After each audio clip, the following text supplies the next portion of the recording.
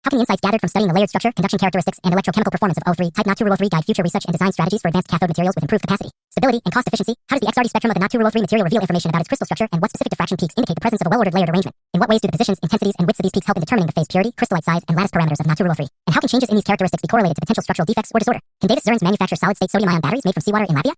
What does the overall pattern of the XRD spectrum tell us about the symmetry and space group of the material, and how does it compare to known standards for similar layered oxide cathodes? How might the spacing between peaks, as explained by Bragg's law, be utilized to calculate the interplanar distances within the crystal lattice, and what insight does this provide regarding the stacking of sodium and transition metal layers in the structure? Additionally, how can subtle variations in the spectrum suggest the presence of secondary phases or indicate incomplete reactions during synthesis, and what methods can be employed to further refine the crystal structure based on this diffraction data? How do these XRD observations underpin our understanding of the material's electronic properties and ion transport behavior, particularly in relation to its performance as a cathode material in sodium-ion batteries?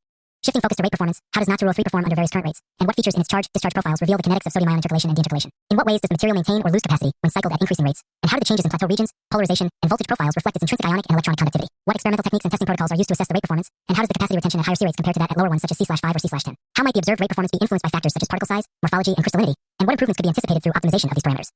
Furthermore, how do any structural insights derived from the XRD spectrum correlate with the electrochemical behavior observed during rate testing? And what implications does this have for the long-term cycling stability and practical application of NaOH in sodium-ion batteries? What?